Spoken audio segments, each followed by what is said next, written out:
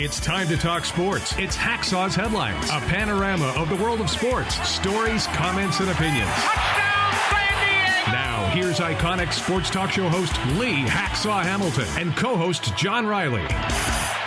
It's a Thursday in Southern California. Who wants to talk sports? We do. Good afternoon, everyone. This is Lee Hacksaw Hamilton in our studios in San Diego, along with my co-host John Riley, broadcasting from left field. We will be here for the next hour or so to talk about the world of sports. Got a ton of topics on the table. We're going to go a lot of different directions in the show.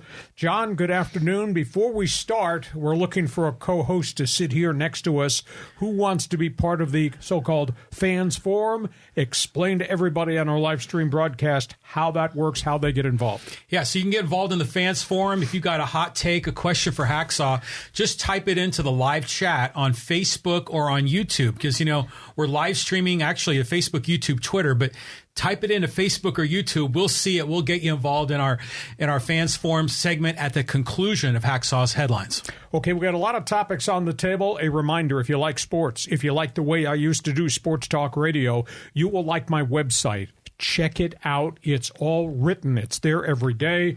Best 15 minutes in radio.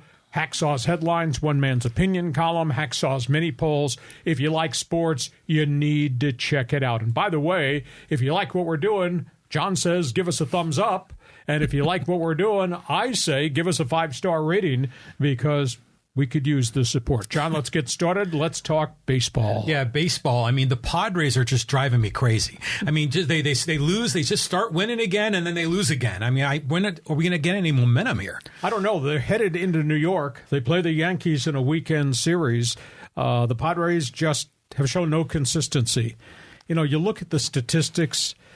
Left hand says $253 million payroll, Fab Four on the roster, loaded veteran pitchers who starred last year. And then you see them ranked 25th hitting the ball, absolutely dead last with runners in scoring position. The inability to score runs, been shut out 6 times this season. I think they've had 12 games already that they've had 2 runs or less. And how about this stat? Going into this game in Washington, in their last 3 outings, they were 1 for 31. 1 for 31 with guys in scoring position. They just don't hit. Am I pushing a panic button? No, not yet. Still a lot of baseball to be played. But I caution you, as we go to Memorial Day weekend, pal, they're 8 back right now. If this thing gets to 10 or 12 or 15 behind, I don't think they can make that up in the second half of the season. These guys have got to start to hit. And, of course, Ha-Seong Kim went down with what looked like a really scary knee injury when he got nailed by a foul ball in the Washington game on Thursday. So Padres are just not a complete team right now. I'm going to ask some questions, and I'll let you, from left field, rooting with your heart, but you should be doing this podcast with your head. They have a black hole behind home plate. Yes. Blackest of holes. Can't hit, can't throw guys out on the bases. Mm-hmm. I was thinking about this last night, and I decided to go back and took a little research. Since A.J. Preller took over as general manager, they've moved an awful lot of players. He may lead the major leagues. He may be in first place in the major leagues in trades. Oh, yeah. And player deals. Guys going everywhere. I swear to you, John, if you look at box scores every night, you'll see Padre guys all over the major leagues, and some of them are having pretty good seasons, while this team is almost in last place, which is really hard to believe with a $253 million payroll. The Padres have had these guys as catchers. Austin Hedges, former first-round draft pick, really good glove guy, hot and cold as a hitter. They moved him to Cleveland. Luis Torrens, do you remember him? They traded for him, and they thought, this guy's going to be the future.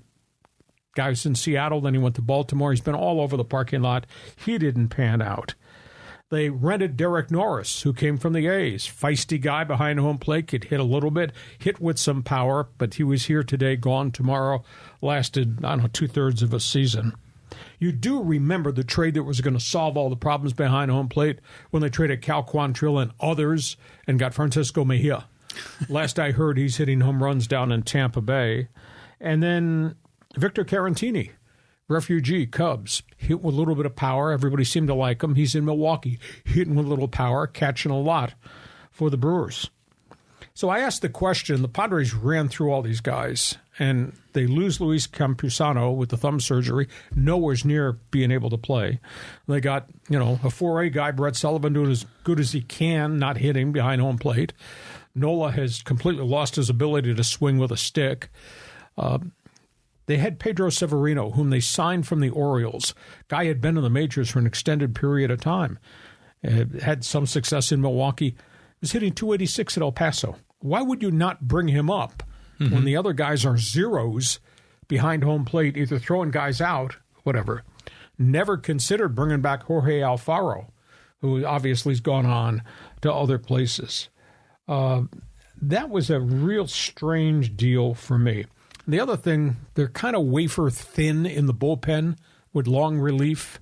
Julio Teheran opted out finally in El Paso and is just signed in Milwaukee to be one of their starters. Milwaukee's got 5 starting pitchers on the injured list. Why would you not call up Severino, not call up Teheran? I mean, granted, you'd have to make moves to get him onto the 40-man roster. Why would you not do that, especially when Severino is hitting 286 in AAA ball, and he's kind of a vested veteran? So they've moved an awful lot of catchers out of here. I don't know if they should have moved all those guys, and then they had guys who were producing in the minors and haven't brought them up. Your turn. My turn. I mean, there's a lot going on here. Well, first of all, Xander Bogaerts got a hit with runners in scoring position today. Finally. Yeah, hallelujah. So the Padres, I think last I checked, were winning 5-1. But to talk about the catchers, it's a motley crew that you got there. And when I remember Derek Norris reminded me of Gimli, the dwarf on Lord of the Rings. He was a character, and he was good for maybe a year or two, and then he fell off the table. I think these guys, they just get beat up a lot back there. Austin Hedges never had a stick, and he would show glimmers of it, and then it would go away. Nola, though, I thought we had a catcher that can hit. I mean, when we traded for him, we gave up a lot to get him with the Mariners, and he's come here and he's hitting over 100 points less than what he hit in Seattle with virtually no power. It's really frustrating. But I think if you're AJ Preller, you figured you had Nola as your starting guy that you were hoping was going to be better, and you had Campusano as the young gun, and both of those guys have kind of blown up for different reasons. And yeah, it would have been nice to have Severino come up. I'm surprised they didn't bring him up, but right now it is a black hole behind the plate. And I think the other thing is, in the big picture, they have the 16-year-old kid still in Peoria, Ethan Salas, the bonus baby. But that's 3 years away at least. That might be 4 years away. So, I mean, you can't sit here and sales pitch me, we've got a great young catcher on the way, but that's way down the road. The only thing that counts is this year. The only thing that counts is this year and next year, because if you don't get it done, you're going to have so much age and you have such a commitment to all those guys contractually, and you got a lot of age on the pitching staff. This team has to win, has to turn the corner this year, and if not this year, it has to be next year. And they have nothing in the farm system at the upper echelons right now. Well, don't you think, though, that if all the other guys were hitting, if Cronenworth was hitting 280 or up and Machado was hitting, we wouldn't care that Austin Nola was not doing all that great. I mean, if Grisham had a home run today, but he's still below 200 as well. So if everybody's doing their job, you can afford to have a weak hitting, good defensive catcher like Nola. But half their batting order is weak hitting right now. Exactly. Exactly. So I'm just second-guessing the general manager right now. The general manager's team right now is about a game and a half out of last place. Out of last place with a $253 million payroll. I'm sorry. I'm not beating him up. I'm just presenting the facts as they are. Okay, let's move on. Next topic. Okay, I mean, we've seen some big moves here with the Chargers and our local guy, Matt Araiza. Big news. The Chargers created a ceasefire with the running back Austin Ekeler, but they paid a price. Austin Ekeler, backstory, $6.2 million, final year of his contract, grossly underpaid compared to what other really productive backs are getting. Wanted his contract upgraded, they said no, not going to give him an extension, did not give him a bump up. Wanted to be traded, they said no. Asked for permission to talk to other teams, they finally relented, said yes, did not get any offers. Holding out AWOL from all the off-season workouts, although he has missed workouts in the past because he trains on his own. But they finally came up with a deal that gives him $1.7 million in additional incentives. If he hits the benchmarks he normally hits, rushing the ball, catching passes, all-purpose yards, touchdowns, he could earn $8 million. Okay. So they're taking care of him. The price, not just $1.7 million. They had to agree they can't franchise tag him at the end of this season. He becomes a walk free agent. Now, maybe he has a great year with Justin Herbert. Maybe they finally arrive, go deep into the playoffs with this explosive offense, and then maybe they come to a conclusion, let's give him another contract extension. But the fact that they had to put in the clause, we won't franchise tag you, we can't franchise tag you, you can become a free agent next February 1st. That's a pretty steep price to pay, because if he's not there, that's not the same offense. Yeah, I mean, he clearly wants out. I mean, he doesn't want to be with the Chargers. Seen a lot of other people want to get out of that franchise, like Eli Manning, when his parents got involved. But, our running backs, they decline after the age of 30. So how old is Austin Ekeler? I want to say he's 28, 29. Okay, so he's near the edge. But he's never had a substandard season. He's never had significant injuries. Now, grant you're one play away from the end of your season with any type of injury, but the guy's been rock solid. You don't have 7,700 all-purpose yards in 5 years unless you're great, and this kid is great.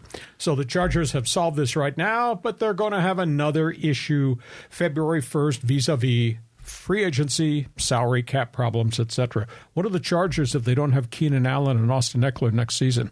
Yeah, you got to count on that new kid, Quentin Johnston, to be your guy. But, there's going to be a lot of turnover on that roster. On we go, the New York Jets story. He went through a one-day workout on Wednesday with the New York Jets. Matt Araiza is waiting to see if there's going to be a contract offer there. Araiza has pushed really hard to separate himself from the sexual incident at San Diego State a couple of Octobers ago.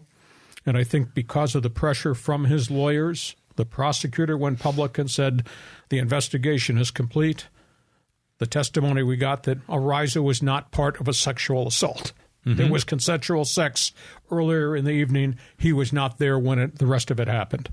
Then San Diego State, in the face of possible litigation from Araiza, finally released their report that indicated he's cleared of anything as it relates to a sexual assault. Because that happened and they pushed the rock up the hill so hard, opens the door for him to go back to the NFL. Somebody will sign him, I'm sure. He'll get a chance to go to camp. He'll be a minimum wage free agent.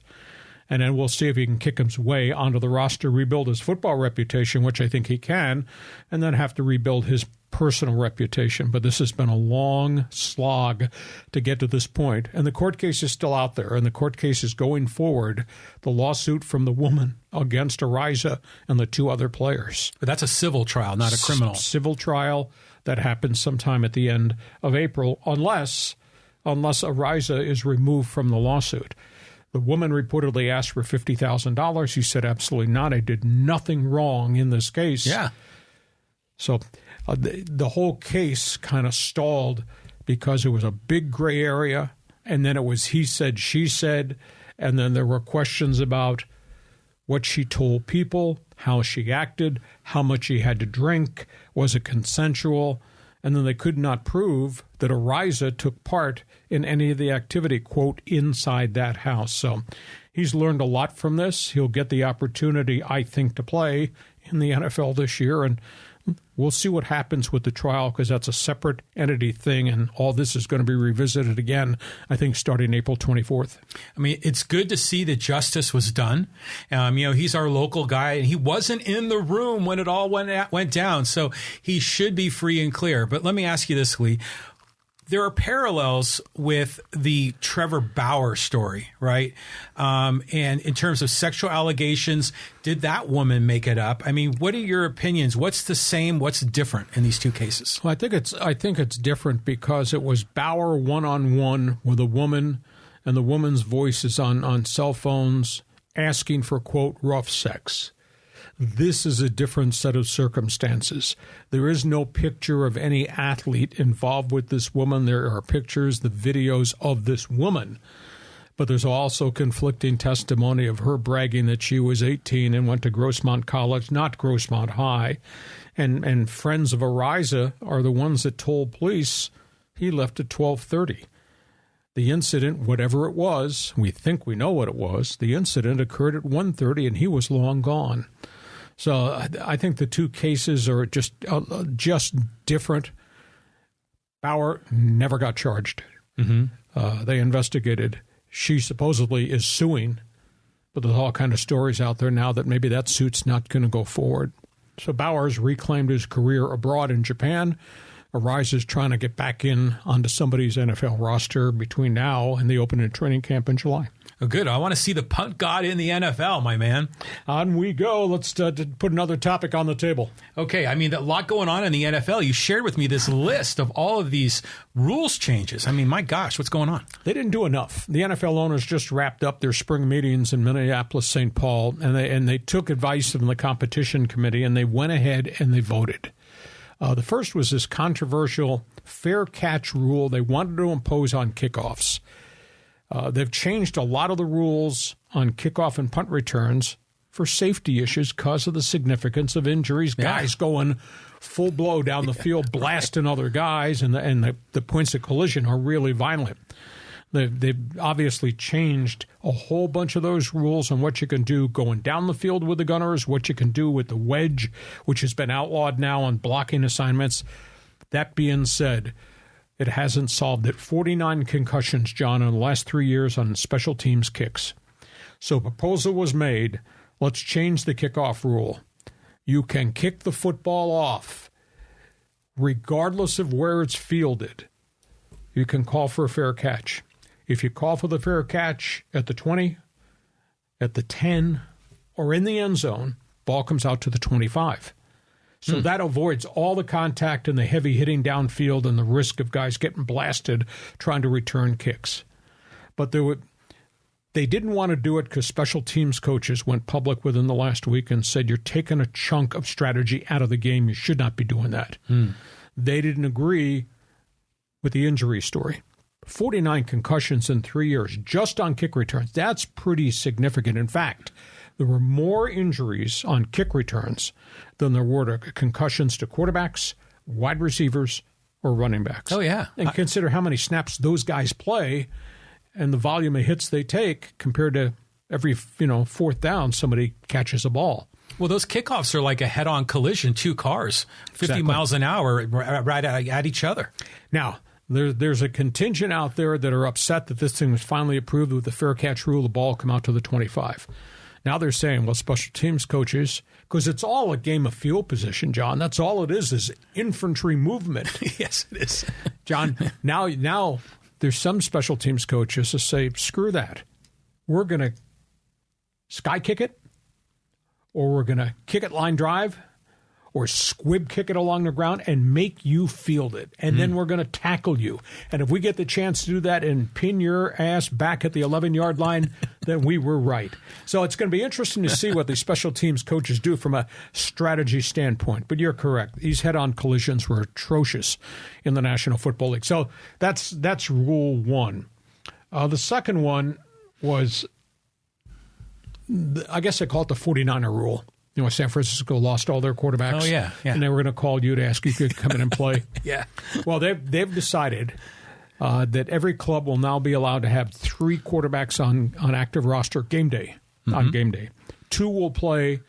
The third guy, who's normally the developmental squad quarterback, will be available to play if the other 2 guys go out. And if the third guy comes in, the other 2 can't come back in. Okay. If you bench him or if guys get hurt, third guy can play. The key is it doesn't count against the Sunday game day roster because coaches, they freak out. I got 53 players. I'll take somebody off my 53 to put a third quarterback on that might not ever play. The league said that guy will be standing there. His name will be with an asterisk. You can still suit your 53 to go play. That's a good rule. I really think that's a real positive move. A lot of mixed bag reaction in the Thursday night flex schedule. A lot of negotiating back and forth. The NFL is trying to protect the Amazon investment for Thursday Night Football because they had ratty ratings last year because they had a bunch of bad games. Now the league has convinced everybody we have the opportunity to flex a game at a Sunday involving hot teams and flip it into the Thursday night scenario. There are a lot of complexities because now you got to change all the hotels and the bookings in advance, but they're going to do it 2 weeks out. So 2 weeks from now, that looks like a bad Thursday night game. Let's put this one here and trade them. So that's going to happen. The big picture, NFL TV contracts will be coming up. They're doing this to fix Thursday night's matchups, to make sure that when they open negotiations with the networks, the Thursday night package has some glitter to it, like Monday Night Football does, like Sunday night surely has. So that's I think, one of the rationales there is not only to help their new partner Amazon, but the next bidding thing.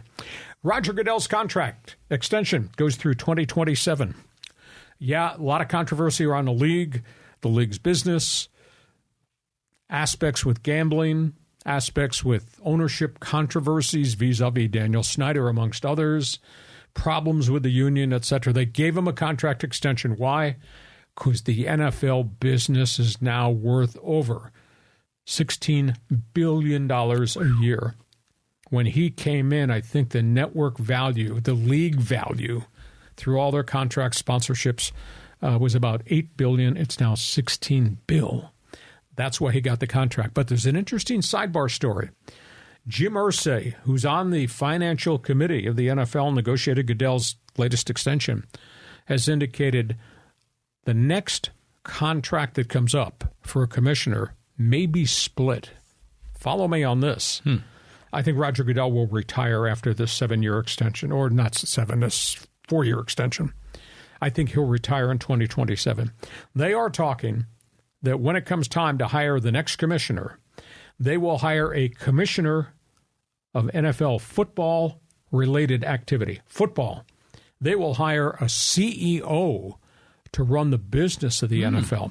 There'll be 2 commissioners.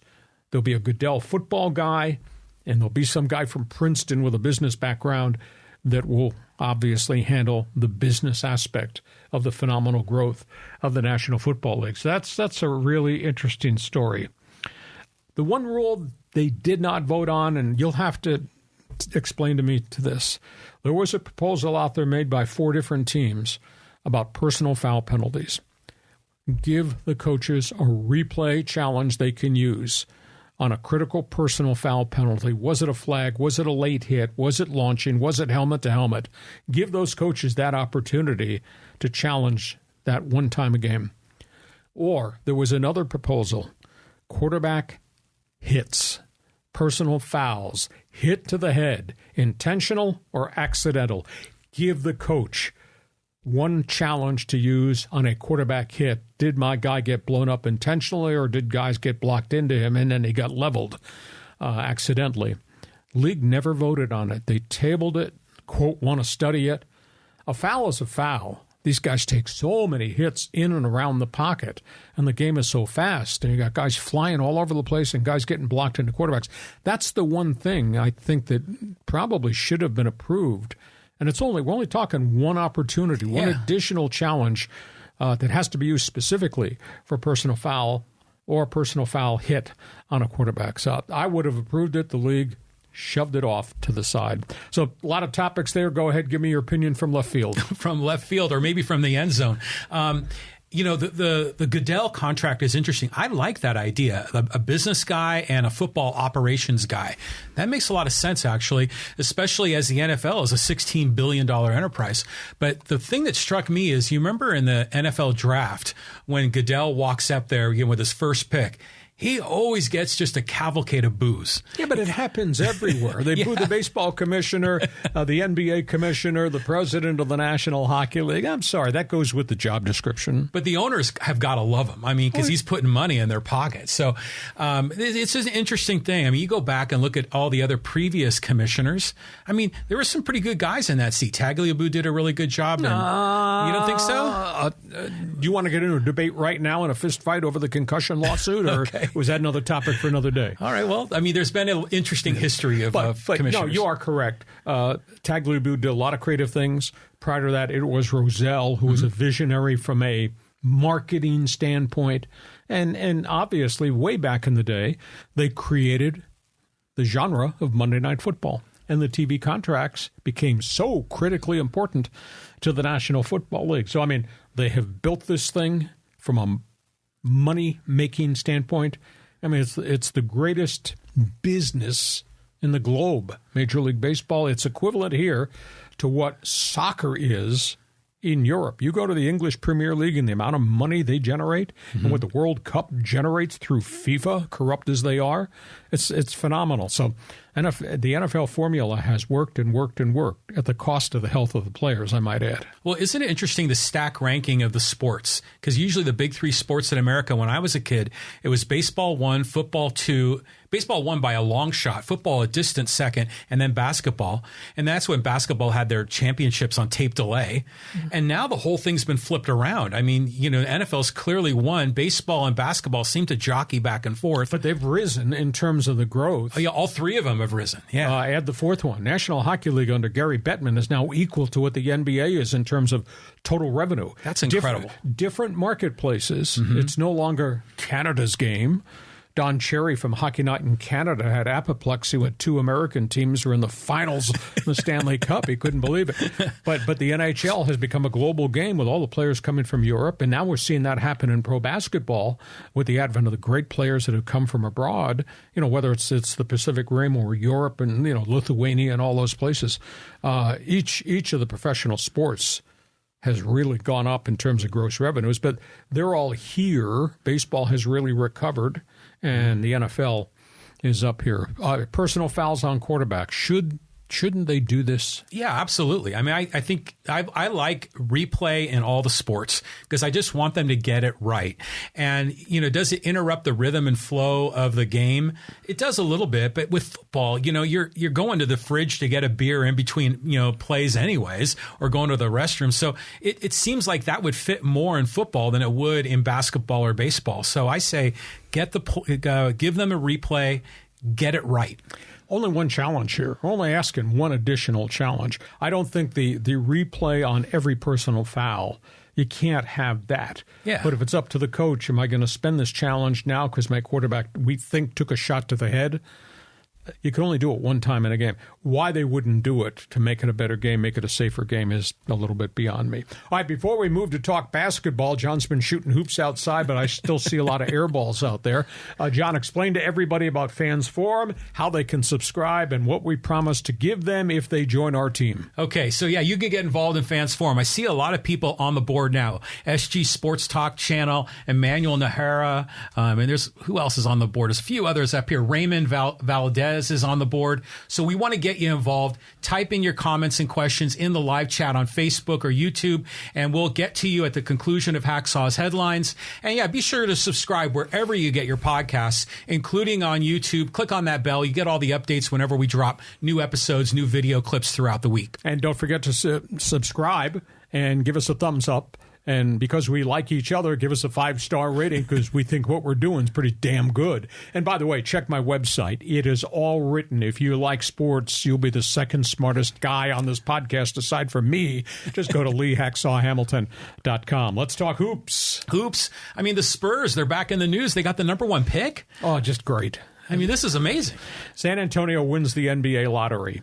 His name is Victor Wembanyama. 7'3" center from France. Johnny's 18 years of age, has a wingspan of 7'5". 18-year-old playing in the EuroLeague, averaged 14 points, 9 rebounds per game, playing against men. The best that Europe has to offer.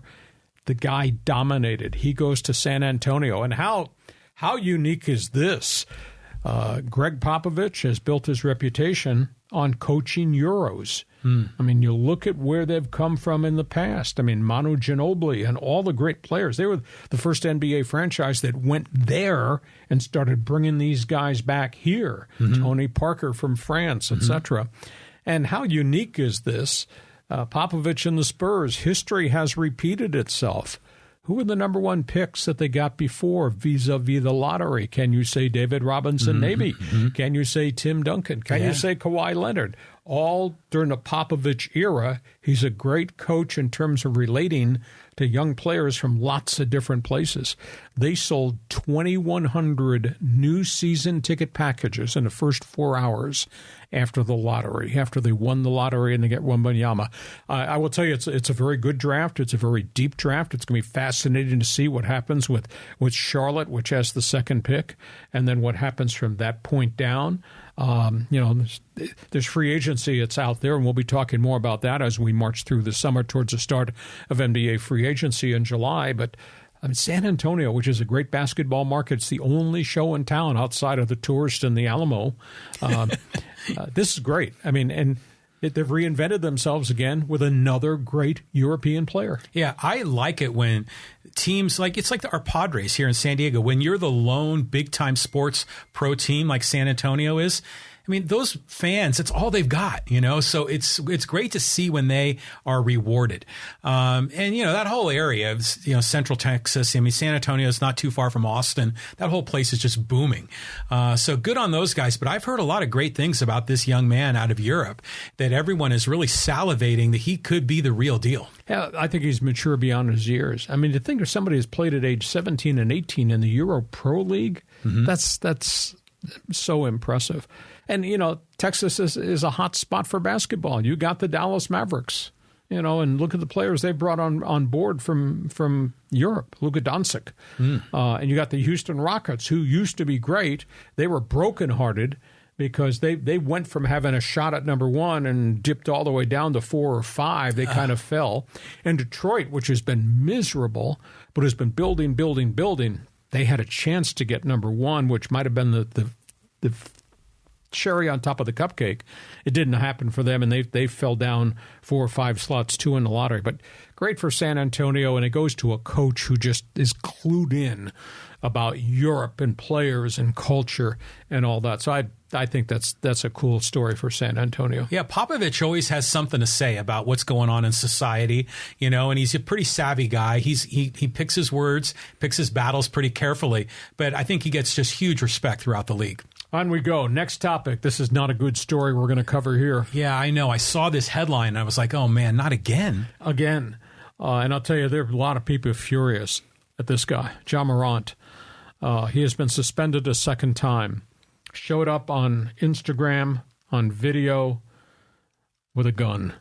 This came weeks and weeks, about 9 weeks after he'd been suspended leading into the playoffs for 8 games. It cost him $3 million for a gun incident. It's the 7th incident involving him and a gun over the last couple of years. He's never been arrested. He's never been charged with a crime, but there's just been a lot of stuff about his posse and who he runs with and who he hangs with. When he got suspended by Adam Silver, the commissioner, the first time, he met privately with Silver, and Silver laid down the guidelines. Your reinstatement is based on this. That is counseling, and that is to remove yourself from your inner circle, to stop making bad decisions, to remove guns and firearms from your gated community estate.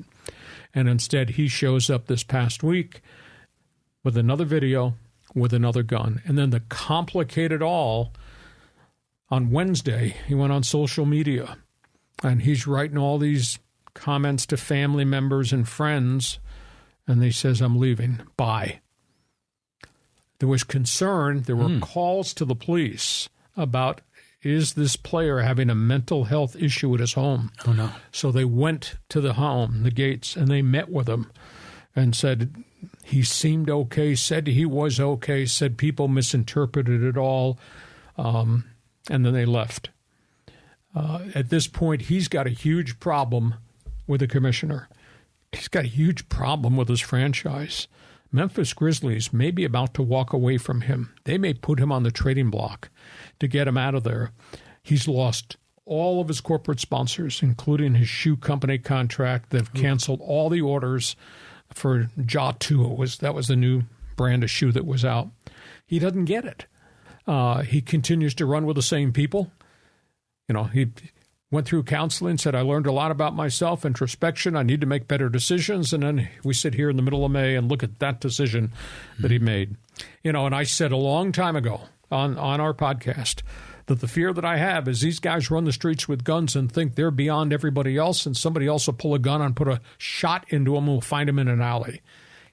The message has obviously not sunk into John Morant, and he is such a great player. But it looks like there's a real problem there. Go ahead. Yeah, I mean, it seems that on one level you can say bad influence, running with the wrong crowd, maybe tough upbringing. But this seems to be a much deeper issue. Like you said, maybe it's mental health. If he said, what did he say? I'm done. I'm out. I'm bye. I mean, that's a cry for help. And when you have that kind of a mental stress and you've got guns side by side, there's a lot of bad outcomes that can happen as a result of that. So this young man needs some help. And I think it's gone beyond just getting a good mentor. It's now really, I think, maybe a health issue. It's interesting. Charles Barkley just ripped the hell out of him a couple of weeks ago on one of the post-game NBA playoff telecasts. And Barkley went after the media at the same time. He said the media should not be writing columns that there's nothing wrong here. The guy never got charged. It's a deeper problem than that. And then Barkley lectured Morant on network TV. Flat out bleeping embarrassed him. You're making all this money. You have a responsibility to the people who gave you all this money. You're making all this money based on your talent, and you have all these followers. You have a responsibility to those kids that are watching you and the families that buy tickets to support you. Don't tell me any explanation about your posse, your friends. What he really needs is I think, a great NBA player to become his confidant. Yeah, he needs something to guide him. And I don't know whether that's Kareem Abdul-Jabbar, who's retired and has interacted with great players and is a man of enormous credibility. Mm-hmm. Whether it's Shaq, I don't know that it would be Barkley, but there's got to be somebody out there that can do an intervention with this young man, because obviously what he went through and what the commissioner told him and how he responded, nothing sank in, because we're revisiting this topic on the table again. It's funny that Barkley was lecturing him about his responsibility to children when he was the guy that said, I'm not a role model, right? I mean, but Barkley, he just likes to push buttons, and he's loaded. He's making a ton of money because of his controversial opinion. I think you have to do a little bit of homework on John Morant and find out who his role models were when he was growing up. Who were the basketball stars that he looked up to? And maybe there's a way that, Adam Silver and some of the other head honchos can get those guys to connect. Because if he has this much trouble right now, he might not listen to Kareem Abdul-Jabbar. Like, who is this old guy? But he might respect someone else, and we just need to find out who that is. Where is the NBA Players Association? Yeah, that's a good resource there, too. You walk in the door with the right people. And I don't know, maybe the right people, Sean Elliott, great NBA player from out here. David Robinson, great NBA player. There's got to be somebody that they can lasso in to put on the same track with this kid and guide this kid. Because I don't want to have to come back here on one of our Thursday podcasts and say, that guy was shot and we found him in an alley. And I'll tell you, in our society today, that could happen. Yeah. It really could. It could. Okay, on we go. We get a great sports weekend ahead of us, John. It's called Memorial Day weekend. Yeah. Indy 500, man. I remember as a little kid, I just loved the Indy 500. I always looked forward to it. And, who's the hot drivers this year, Lee? There's about 7 of them. I guess the burning question, that's a great quote you put up there. How fast is too fast? The pole position is 234.2 miles an hour. 234. Holy crap. It's a 4-lap average. Alex PALOU got the pole. Bright young driver. But 30 of the 33 starters ran 230 miles an hour or better. I mean, the speed is unbelievable. Now, in traffic, they won't turn those kind of speeds, and you get a lot of turbulence and a lot of dirty air, and you get a lot of danger. Alex PALOU's going to start. There's a side story to this kid that's really strange. The front row starters are Alex PALOU from from Chip Ganassi Racing, Felix Rosenqvist, and Rinus VK. VK's from the Netherlands. Tremendous driver, but he always crashes. Rosenqvist has just kind of come out of nowhere. The side storyline is Alex PALOU tried to get out of his contract with Chip Ganassi Racing last year in the offseason, and it was bitter. And they refused to release him from the contract. You owe us a year. He was trying to go to Arrow McLaren, brand new team that's pushed to the front. McLaren's driver is Rosenqvist. They're going to start on the front line, on the front row. The report is that after this IndyCar season, PALOU is going to leave Ganassi and he's going to take Rosenqvist's ride. It's really strange what's happened there. But I'll tell you, this is a global series. There's so many great international drivers that are out there. In addition to those front row guys, the guy from Sweden who won it last year, Marcus Ericsson, will start up front towards the package. The Mexican Pato O'Ward, who's had 2 really great years and has run up front an awful lot, he's going to be in the mix. The legendary New Zealander Scott Dixon is the greatest winner right now of all the modern-day drivers. He's the one that has the most victories now of all the active drivers. He's got to be there. The most unique one to me is a guy that washed out in Formula One with Team Haas, the USA team that went to F1, and they tried for 3 years and it didn't work. And they released him his contract, Roman Grosjean. He's here, and he has run up front during all the IndyCar races leading in to the Indy 500. And if he doesn't break or if he doesn't crash, I think he's got to get some recognition. But these guys are flying. And this whole unique thing with PALOU and Rosenqvist, and one guy's going to take the other guy's job when the season's over. It's fascinating theater. Well, it's going to be a big party in Indianapolis because I know this is like a Super Bowl for that city, and they party for 3 or 4 days straight. I just remember as a kid, it was AJ Foyt, it was Al Unser, it was Mario Andretti. Those are the names that I remember growing up with this sport. It just seems that there's not as many Americans that are doing IndyCar these days, and maybe that's why I feel a little bit disconnected. But I just, for me, this has a warm place in my heart because Indy 500 was the pinnacle of auto racing in the 70s because NASCAR was such a regional thing in the Southeast. Things have changed now, but I'll be tuning in for sure. Oh, it's great. I've had such relationships. I came up as an auto racing fan. I interviewed all those guys. And yeah, you're right. Al Unser, Bobby Unser, AJ Foyt, Mario Andretti, the son Michael Andretti. I developed a long friendship with Bobby Rahal, who won it out of the Clear Blue Sky. So Tom Sneva, the gas man. There's so many personalities. Yeah. Lone Star JR, Johnny Rutherford, Danny Spin and Win Sullivan. I mean, the Indy is so unique as a one-time event. So if you're not an auto racing fan, you're watching us on live stream, dial it up Sunday. It'll take your breath away. The guts of these guys to run bumper to bumper at in excess of 200 miles an hour. And they've done a great job making the race much safer. But if air gets under those cars. Well, plus they have the open wheel. I mean, so those wheels can bang in at 230 miles an hour. I mean, that's it's tragic. I mean, anything can happen on that race course. And it's a wide open race. PALOU is a really good driver, fearless. VK is unbelievable but dangerous out there to himself and to everybody else. Rosenqvist and Ericsson have grown up and really become established stars on the IndyCar circuit. So pay attention to that. Indy 500 Sunday. It's really special. Let's go from one form of racing to the next form of racing. I mean, Lee, we did the podcast on Tuesday. You're back Thursday. I mean, it's incredible how much sports information you have. We went from Indy 500. Now we're talking horse racing.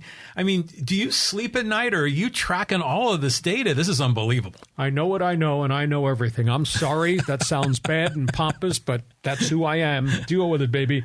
Triple Crown Racing. We are now 2 races in to the Triple Crown, and we've had nothing but controversy vis-a-vis the Kentucky Derby and what just happened to the Preakness. And we're a couple weeks out. We'll go to the Belmont Stakes, which is the 3rd. There have been 8 horse deaths at Churchill Downs and at Pimlico, wrapped in and around of the Triple Crown races. Ooh. They got a huge problem with track conditions, huge problems with horses breaking down. Bob Baffert lost a horse the morning of the Preakness, and then his horse wound up winning at Pimlico. The bigger question to me is just not the investigations that are going on as to why all of a sudden we've had another surge in horses' deaths and have had to euthanize these horses actually on the track. It's terrible. The big question is they got to do something about the calendar, because 20 show up to run the Kentucky Derby. Hardly anybody shows up to run the Preakness, and stragglers show up to run the Belmont Stakes. It's not what it used to be in terms of, quote, Triple Crown. There is a proposal out there. I think they're going to revisit it, and it makes all the sense in the world, because this is all about marketing the sport and having the best fields at these 3 great races on the calendar. The proposal is Kentucky Derby runs in May, as it always does right at the start. We move the Preakness in Pimlico outside Baltimore. We move it and make it a July 4th event. So that gives the horses the rest of May and all of June to rest up, retrain, or get healthy. You move the 3rd race, the Belmont Stakes, which is a warrior's race. It's a 1.5 miles. It's grueling. You move that out from where it is, and you move it to Labor Day weekend. So you would then have the rest of July, all of August, for everybody to get healthy and train to go up towards Labor Day weekend. And then you still keep in place November, and obviously the Breeders' Cup Classic, the Mile, the Turf, all those great events, the season-ending championships that would run in November. That, to me, makes an enormous amount of sense, because when they broke the gate at Pimlico, they only had 7 horses.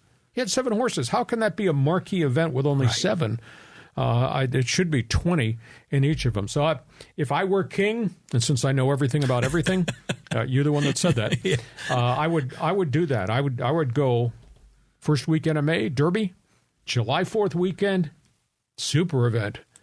Let's run at Preakness in Pimlico, Labor Day weekend, first weekend of September. Let's run Belmont Stakes. What's not to like about that? I like it, and I like syncing it up with some of our national holidays. So for a lot of casual fans, it kind of connects us to it. I do wonder, though, about the sport. I like the idea of spreading it out, but these horses, I wonder, do they train horses or breed horses to specialize in one of the 3 Triple Crowns, since each race is so different? And then I often wonder, are these horses, what kind of, are they on the juice? Are they on steroids? Is that kind of causing some trouble here? No, because the drug testing, asked Bob Baffert about his 2-year suspension, the drug testing is pretty significant in horse racing.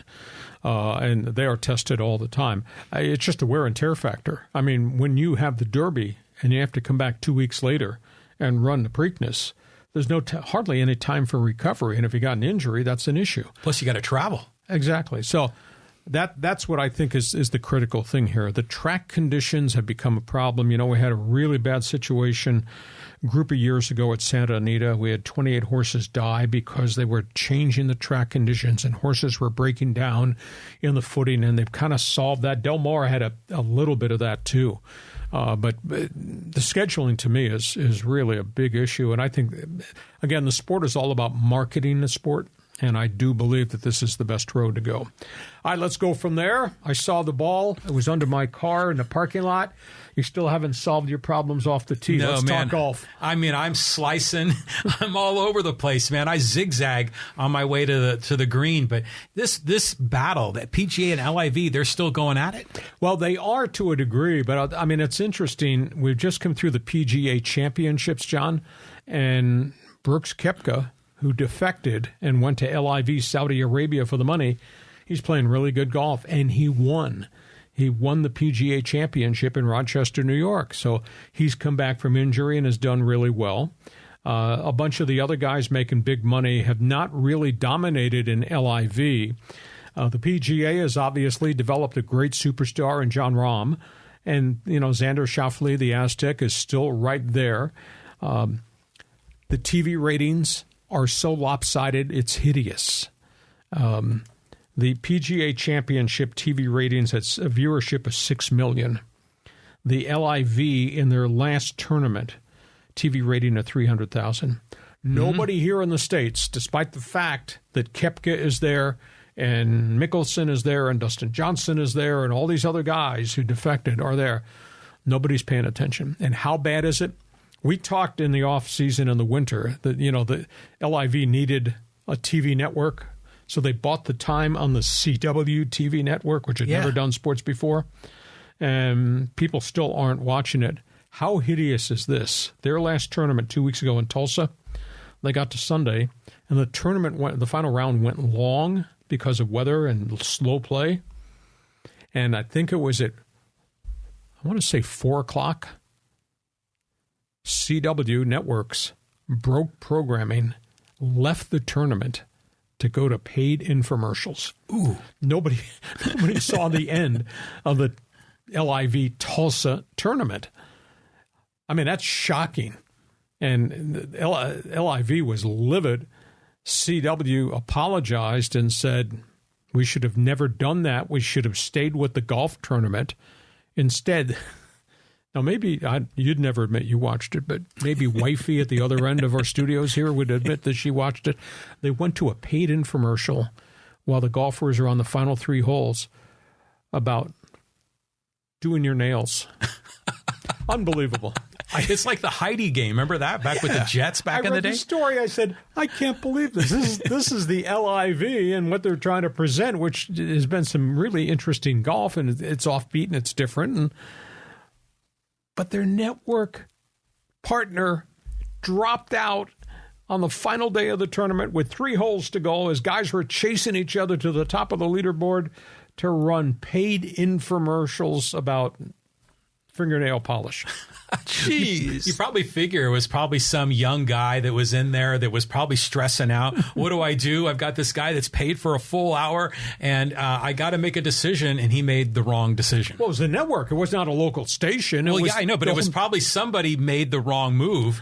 And but it just goes back to the whole broader point that the LIV just has a wacky television arrangement, and if they could get that straightened out, there's a lot of people that like the LIV format and they think that, it could be attractive for the fans, but it's off the radar as far as I'm concerned. Yeah, it's strange. I've watched it and, team concept, sorry, it doesn't turn me on. I like to see medal play. I want to see the winners go head to head with the winners, and I don't care about Phil Mickelson's team or what Dustin Johnson's team colors are and all this other razzmatazz. Play golf the way golf should be played. They're getting their money.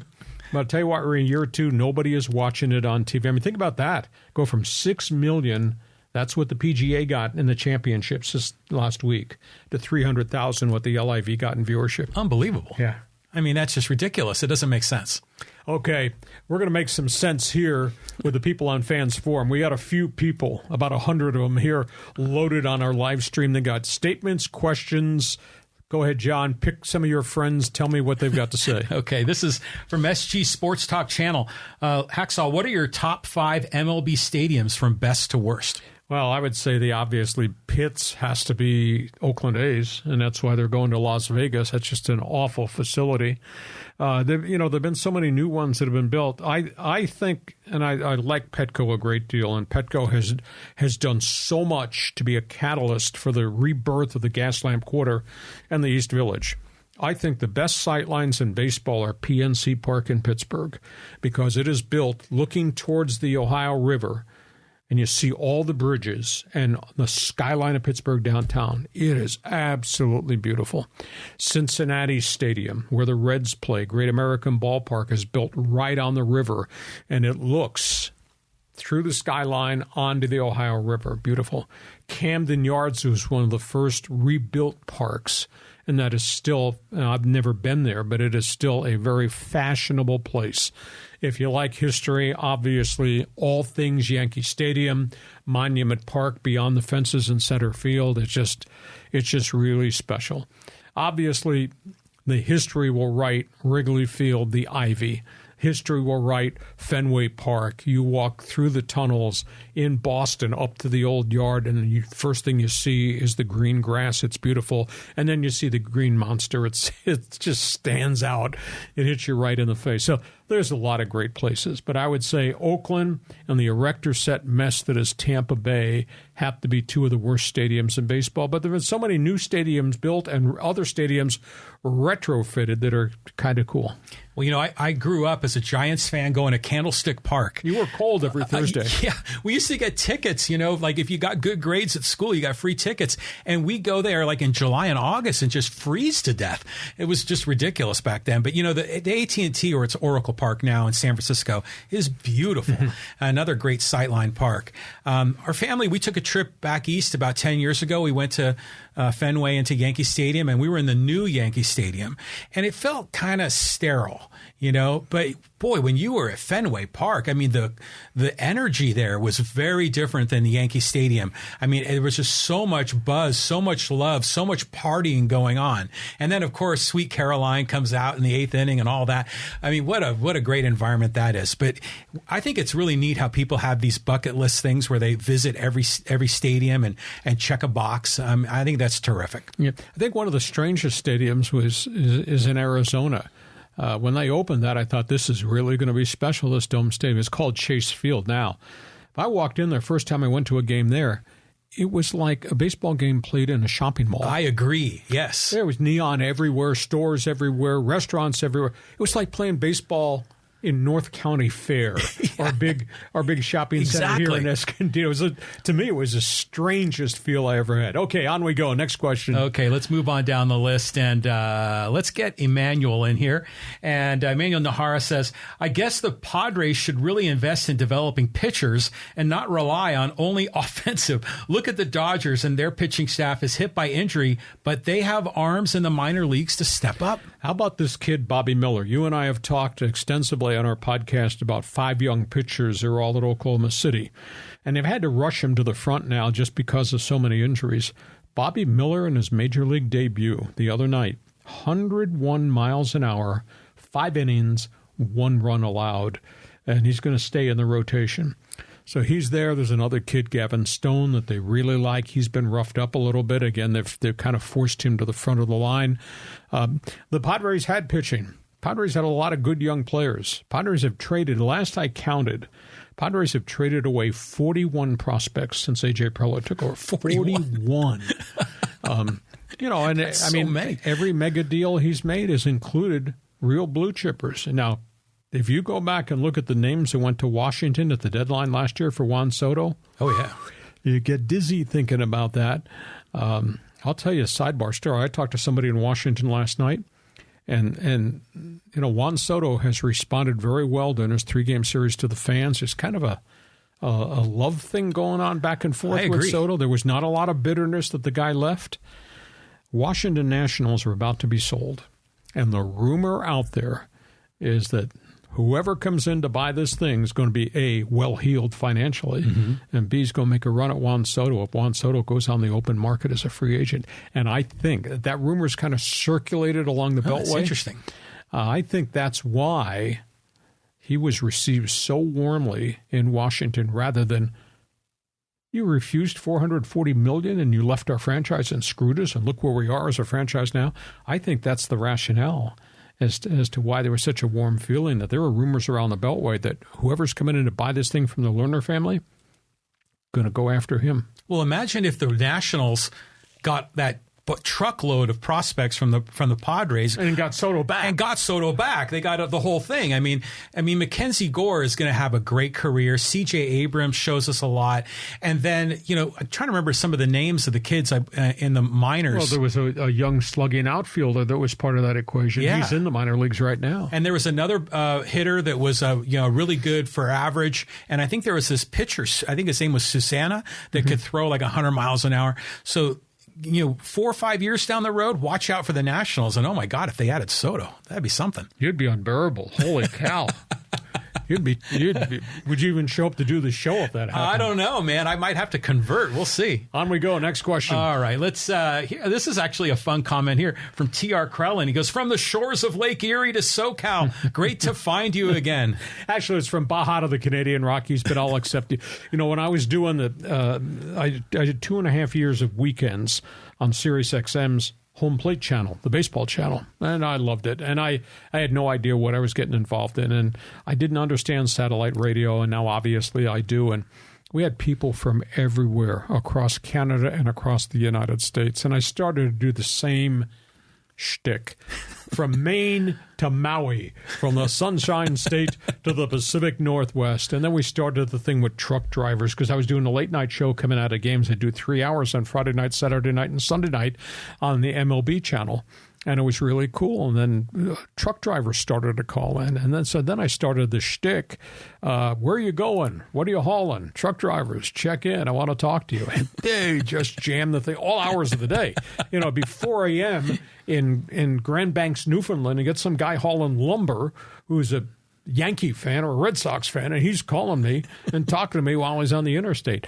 It was fascinating. So, yeah, we developed some stuff to include everybody regardless of where they were. I know. I just think it's so great, all these people sort of rediscovering you online. And it's just opened up so many good feelings, because we all loved you back in the day at 690 and Tiny. Everybody loved you. Well, there were a few detractors, but overall, it's great to have you online. I think it's just terrific. Yeah. So, hey, everybody's on Fans Forum.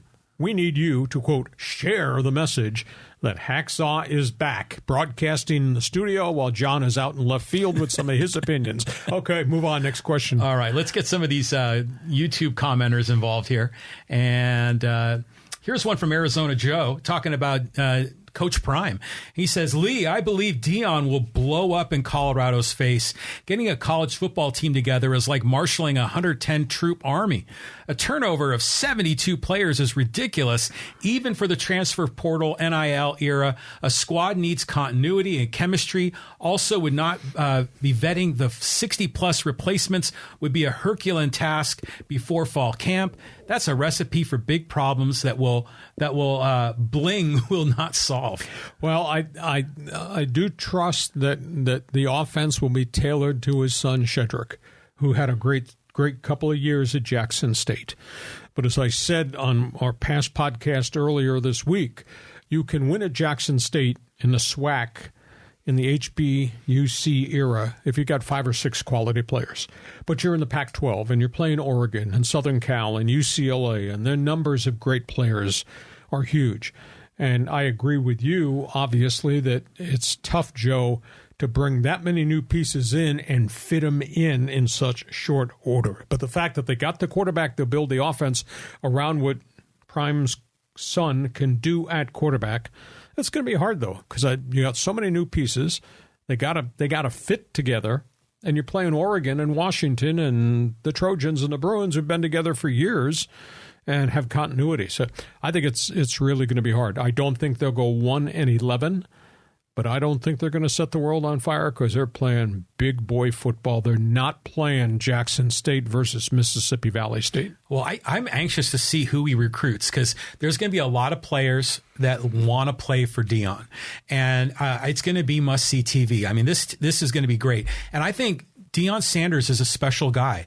The way that he can fire up his team, he gets them emotional, and he really gets them focused on the important things in life.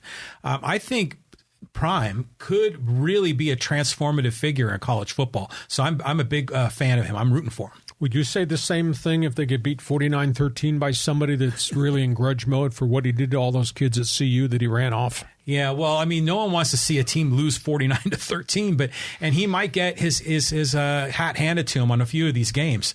But overall, I think him coming into the Pac-12 is good overall for the sport. Colorado, well, they only won 1 game. If they win 3 games, that's a huge improvement. Yeah, I concur. I mean, I thought it was a good hire in terms of making a statement and an impact in creating big-time buzz. Next question. Okay, we've got some Dodger comments here. This is from Joey Yarbrough. It says, hey, everyone knows that the Dodgers are going to go all in for Shohei Ohtani. You get Walker Buehler back full strength next year, then check the price tag on Julio Urias. Maybe you let him walk, depending on how the kids turn out, Miller and Stone. Well, understand the Dodgers are well below the luxury tax. They did that intentionally this year. I mean, they're renting all these vets. J.D. Martinez has looked like that's a pretty good investment baseman. David Peralta, he's had some good games, etc. Syndergaard has just not shown the flash that he showed with the New York Mets. But these guys are all on short-term contracts, so there will be some turnover. And I agree with you that they will go after Showtime, and it'll be a huge challenge. Now, that being said, Angels are having a pretty good year. Look at the record. Look at what Phil Nevin has done. I mean, they've gotten better in the pitching staff. Mm-hmm. The guys that they've rented, the Hunter Renfroes and the Brandon Drurys of the world, are hitting better. Outside of Rendon getting hurt again, everybody else has stayed healthy. Trout has bounced back. Shohei has just been phenomenal as a DH, and obviously what he's doing on the mound. I mean, enjoy this. We're never probably ever going to see this again from a multi-position player, the way Ohtani is playing right now. But there's going to be bidding war, and I obviously think Dodgers, Angels, I think the Yankees are going to be part of this mix. I don't know if the Mets are going to be because of all the contracts that they've given out.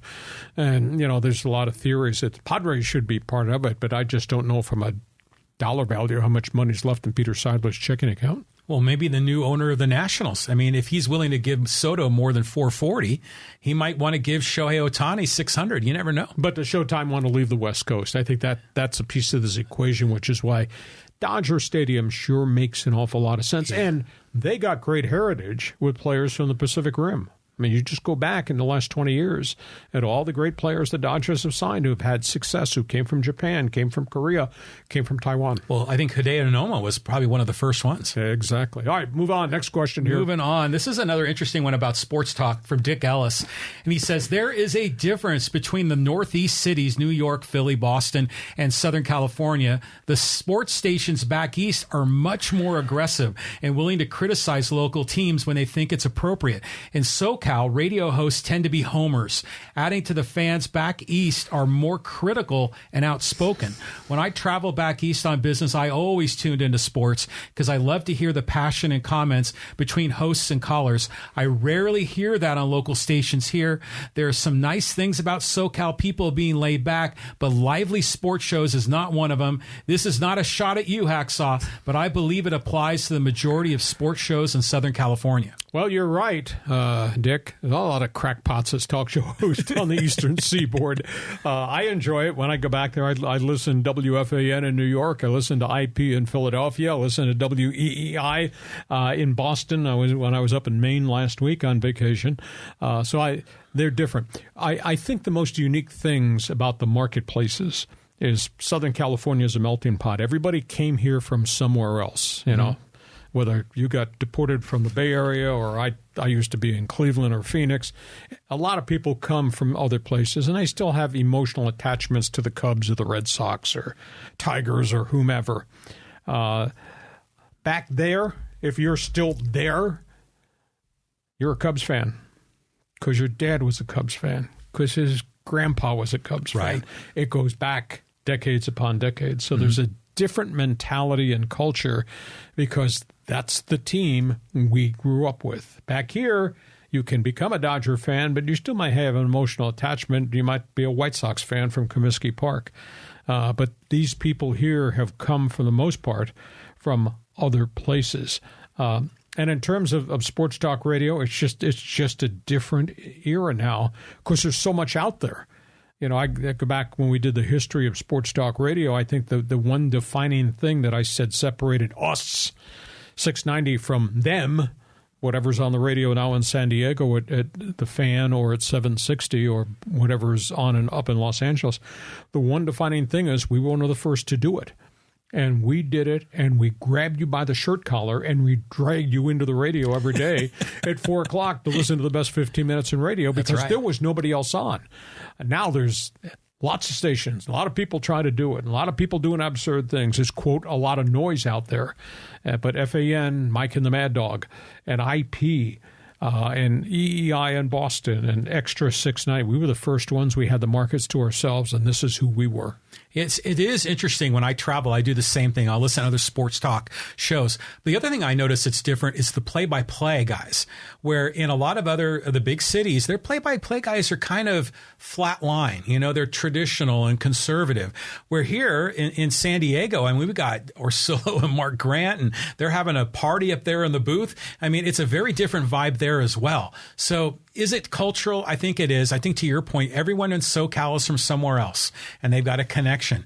And boy, if you're like a Philly fan, I mean, you live and eat and breathe Philly sports. It's like a religion, right?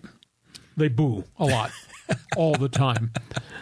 All right, let's move on. A couple more here before we wrap up our Thursday podcast. Okay, we've got a Lakers comment here. This is from Instagram, Don Williams. He says, hey, real talk. If the Lakers try to sign Kyrie Irving, that will be a mistake. He makes teams worse. All you need to do is look at his resume. Failed in Dallas. Failed badly in Brooklyn. They blew everybody out. Failed in Boston prior to that. He wanted out of Cleveland, could not play and live with King James. What makes you think, based on his history, that he would work in L.A. with the Lakers? Secondly, Lakers have no cap space. Lakers have no draft picks. And Dallas wants to keep Kyrie, and they think Kyrie and Luka Doncic can make it come together, though the record between them when they played together in Dallas down the stretch after the trade deadline deal that was supposed to make the season work went 5-12. Great talent. Great deal of problems down the road. You'll know he'll score. You know he will distribute the ball. And you also know, based on past track record, check off all those boxes where he's been, there's going to be problems. Why would you do this? Yeah, I agree. You can't go for Kyrie, but I think the Lakers, they're back against the wall. They're in a corner. I mean, there's not much they can really do. I mean, what's LeBron's contract? I mean, is it a year to year at this point, or does he have two left? Two left. Starts at 47. He's not going to retire. No. But you got LeBron and you got AD, and now they really believe that they found something in Austin Reeves, and I think he's a really good young player. Yeah. And they think Rui Hachimura had his moments where he played really well, and he's getting a lot more minutes here than he got in Washington. So that's 4. I don't keep D'Angelo Russell. I don't know what to make of the rest of the guys on the bench because they're just guys. Yeah, they'll hit some threes along the way. You know, Lonnie Walker had one good game. Well, how many games the Lakers play this year? So I just don't know that the back end is going to make a difference. What I think would be unique, if they could go find a veteran free agent who's never been able to win a ring, has been stagnated somewhere else, lure him here on an affordable contract of maybe $8 to $10 million, because you're going to get the chance to play with King James and with AD, and maybe be the third wheel, and you get the chance to get a ring. Maybe that's the way they can do it. Because they can't make trades. They have no assets to trade. There are no draft picks left. Mm-hmm. Nobody wants. Everybody's got fringe players. Why would you want the Lakers' 6th through 10th fringe player on their roster who's never shown any consistency? So that to me is the only thing I think they could do. You know, who would that be? I don't know. You know, would it be Draymond Green, free agent? But somebody like that can come in and has still got miles left on the odometer that can make a difference. Yeah, I don't know who that is. I mean, some names that was going through my head. The young man that's up in Portland, was it Damian Lillard? Is it Lillard or Lillard? Look, but he's got a multi-year contract. He wants to stay up there. Yeah. He's urging them to go be a player and go get some more names around us. Right. So, I mean, yeah, and Portland wants to build around someone. I mean, who do they don't really have anyone besides him. So, yeah, I'm sure Rob Pelinka is trying to figure out a way to, find the right guy to plug in. And I bet you LeBron is in his ear as well, telling him who to go get. Very much so. I mean, last year was fascinating what they did at the deadline, how Darvin Ham was able to mold it and get it deep. I mean, I walked away the other night and I thought, okay, so how do I view Laker basketball?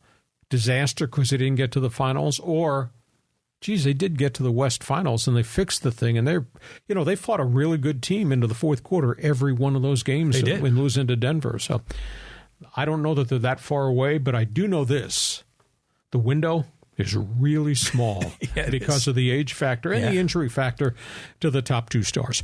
Hey, listen, we hope you've enjoyed our Thursday podcast. We're here every Thursday. We do a bonus podcast on Monday. We remind you, please share all this data with all your friends. Tell them about our podcast and check my website. If you like sports, you're going to like what I write every day, and tell everybody about my website. Share.